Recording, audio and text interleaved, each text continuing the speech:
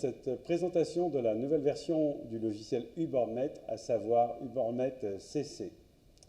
Alors, UBoardNet CC n'est pas la version suivante du logiciel UBoardNet, c'est un nouveau logiciel parce qu'il a été considéré que en fait, le nombre de modifications était tellement important que ça valait le coup de le renommer, tout simplement. Alors, pourquoi CC? Alors, CC signifie en fait classe collaborative, tout simplement. Donc premier changement, premier gros changement, c'est que en fait, ça n'est plus un tableau blanc, ici c'est un tableau noir. Bon, alors on va voir que en fait, UBoardNet CC vous permet d'avoir plusieurs présentations, en fait 3 types de présentations différents qu'on va pouvoir voir tout de suite ici. Donc, un type de présentation sur fond blanc avec des icônes en couleur, un type de présentation sur fond blanc avec des icônes plus épurées, et ici un type de présentation sur fond noir. Alors l'avantage de la présentation sur fond noir, c'est qu'elle crée moins de fatigue oculaire. Alors on sait tous que les écrans interactifs ont beaucoup plus de luminosité que les vidéoprojecteurs, et il est vrai que si on est sur un fond blanc pendant longtemps, devant l'écran, ça va créer de la fatigue oculaire. Donc une façon simple de réduire cette fatigue oculaire, c'est de mettre un fond noir, tout simplement. Alors cette présentation, elle va être à peu près d'une vingtaine de minutes. Qu'est-ce qu'on va voir pendant cette présentation? Alors on va d'abord faire un tour rapide du logiciel. Donc regarder son ergonomie. Voilà. En fait, après on va voir les fonctions usuelles.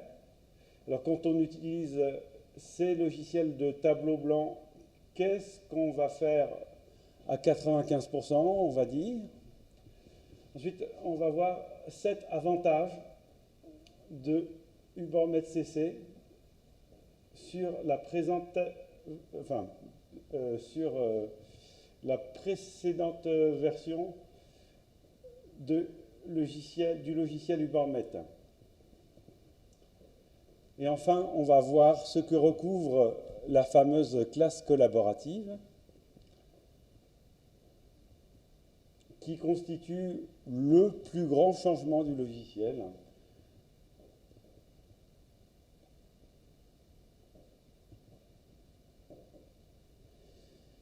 Et tel qu'elle est implémentée, la classe collaborative n'a pas d'équivalent chez les concurrents de UBoardNet.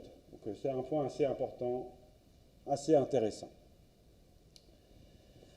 Alors, ce logiciel, si on le regarde, il est plein écran. C'est une particularité, c'est qu'il ne fait pas apparaître de fenêtre. Alors on a l'impression finalement d'être comme sur un tableau Velleda. On n'a pas l'impression d'être sur un ordinateur. On n'a pas l'impression d'être dans Windows. Alors, on a plusieurs barres d'outils, à savoir 4 barres d'outils. 1, 2, 3, 4. Donc la première barre d'outils, c'est la barre d'outils qui vous permet d'ouvrir les différents fichiers, la barre de menu, tout simplement. Donc elle va nous permettre d'accéder à tous les fichiers qu'on a pu créer. Elle nous permet de changer de mode.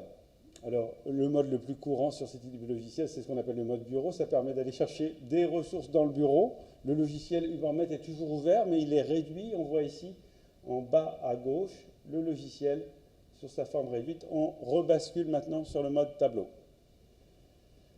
Là, ce sont les outils les plus courants pour pouvoir annoter, sélectionner des objets, les effacer, créer des formes. Et il y a à peu près un accès vers une trentaine d'outils différents. On ne va pas tous les voir aujourd'hui, mais on va en voir quelques-uns qui sont intéressants. Les outils qui permettent d'annuler la dernière action. Alors ici, on voit les actions. J'annule les dernières actions. Très pratique. Et ici, la possibilité de sélectionner les différentes pages de notre présentation. Ça ressemble beaucoup à PowerPoint. Donc, je passe d'une page à l'autre avec ici une représentation réduite de chacune de mes pages. Voilà pour notre tour rapide du logiciel. En termes de fonctions usuelles, on a bien entendu les différents stylets. Donc on a la possibilité ici, en un clic, de changer à la fois la couleur et l'épaisseur du trait. Hop, voilà, tout simplement. J'ai la gomme qui a plusieurs modalités. Je peux tout simplement avoir un petit pavé de gomme virtuelle. Je peux aussi sélectionner tous les éléments que je veux gommer d'un seul coup. Alors j'utilise cette option, j'entoure les objets que je veux effacer et ça disparaît tout simplement. Et si je veux effacer tout d'un coup, j'appuie sur effacement total. En 2 clics, j'efface tout. Voilà. Voilà la gomme. Bien sûr, on va gérer des écritures manuscrites, mais on va pouvoir gérer des écritures dactylographiées. Alors pour ça, la façon la plus simple d'aller chercher une écriture dactylographiée, c'est de faire un copier-coller. Je vais lancer ici une petite recherche Internet.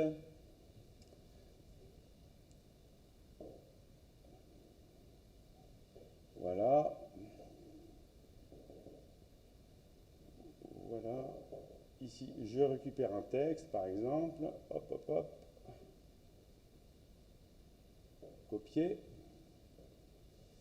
Et je colle. Voilà. Ici, j'ai un texte.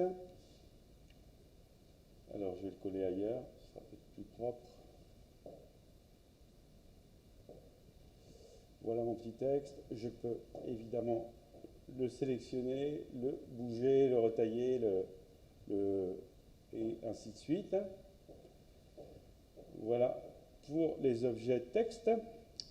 Alors, en termes de texte, il est aussi possible d'utiliser ce qu'on appelle la reconnaissance d'écriture. Donc, on écrit et ça reconnaît et ça vous transcrit en dactylographié. Une image sur Internet, je bascule ici sur le bureau, je fais un clic droit, copier l'image, je retourne sur le tableau, je fais le clic droit, coller, et je récupère mon image que je peux agrandir avec 2 doigts, retailler, verrouiller.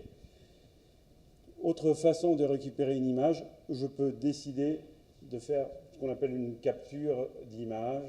Ici à l'intérieur du bureau, je sélectionne ici le petit outil de capture que je retaille ici à la dimension que je souhaite. Voilà une autre image, tout simplement. Donc on a vu les possibilités d'écriture, gomme, texte, image, donc les fonctions les plus usuelles. Ici, à l'intérieur du logiciel, la possibilité de naviguer d'une page à l'autre. Maintenant, on va passer aux autres avantages du logiciel sur la précédente version.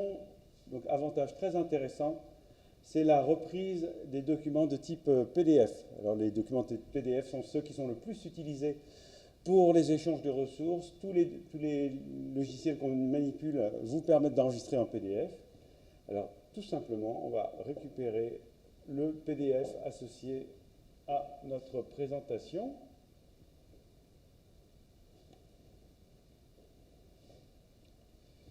Voilà. Ici, chaque page du document PDF se retrouve insérée dans notre présentation à la suite, tout simplement. Voilà. Donc nous avons vu les écritures, les différents thèmes, les imports PDF. On va voir maintenant l'import PowerPoint. C'est pareil, menu ouvrir.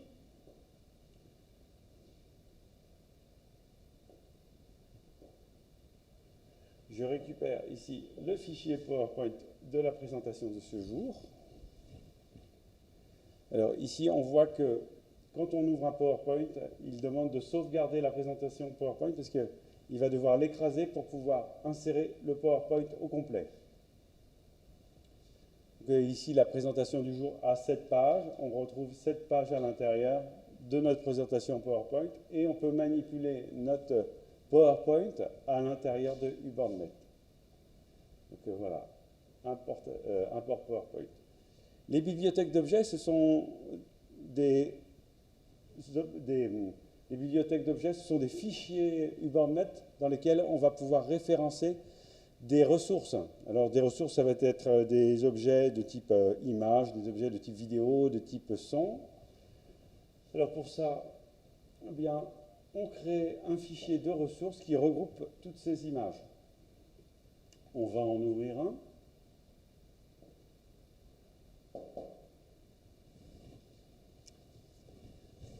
Donc l'avantage de ce type de bibliothèque d'images, c'est la possibilité d'accéder à plusieurs ressources en une seule fois. Ici, une image assez simple qui vous montre comment écrire un A en écriture cursive. Voilà, on peut avoir le B aussi, tout simplement. Voilà, le B ne veut pas se lancer. Voilà, le B. Voilà. Donc on n'est pas limité ici en termes de nombre d'images, parce que ce sont juste des pointeurs sur les fichiers qu'on garde. Autre avantage de UbornNet CC, c'est la possibilité de créer des post-it. Alors, des post-it, des petites informations, mémos, visuelles.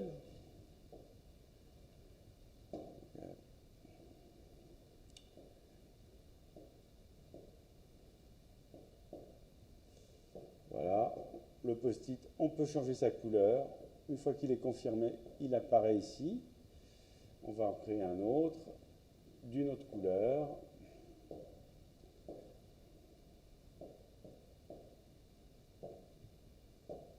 Voilà, et chaque post-it peut être agencé, voilà, de façon très visuelle. On développe, on agence des idées. Autre avantage de UbornNet CC, c'est ici la possibilité que vous offre le logiciel d'enregistrer des capsules vidéo. Alors, la capsule vidéo vous permet d'enregistrer dans le cadre d'un rectangle dont on définit la taille, un geste, donc de le commenter, bien sûr, alors le son est enregistré, et nouveauté, par rapport à la précédente version, vous avez une incrustation de votre image, de vous en train de faire le geste technique. Alors ça donne plus de liens entre vous et les personnes qui vont voir cette vidéo, tout simplement. Alors je vais vous montrer le résultat que ça fait.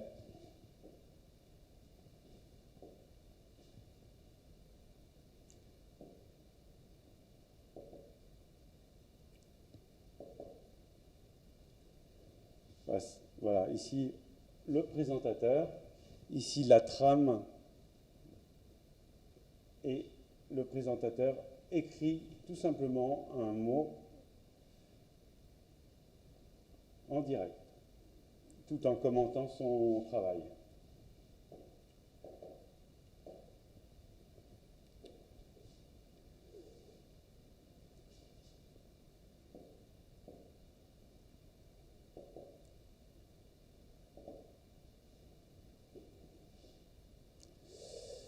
On a vu donc les avantages de UbornNet CC sur la précédente version.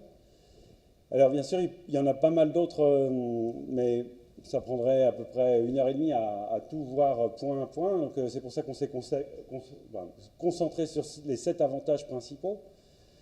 Et maintenant, on va voir la possibilité de créer des classes collaboratives. Donc voilà, on va faire une collaboration avec une question ouverte et j'appelle Narmine. Bonjour. Bonjour Narmine. Donc voilà, donc ici la question ouverte. Donc voilà, quelle est votre couleur favorite, tout simplement. Donc ici on a un bouton ici qui est celui-là et qu'on va lancer. C'est parti pour lancer la collaboration. Ici, on choisit une classe. Et Narmine et moi allons pouvoir scanner le code barre. Donc voilà, donc Narmine et moi, on a une série d'élèves, on choisit parmi la série d'élèves qui on est. Voilà. Voilà. Voilà. Et ensuite, ici, on va lancer le sondage avec le type texte. Donc ici, on a plusieurs types de sondages. Ici, on va choisir le texte qui correspond à la question ouverte. Donc on lance le sondage. Et Narmine et moi, nous avons sur nos téléphones de quoi remplir notre question ouverte. Donc on va saisir notre couleur favorite.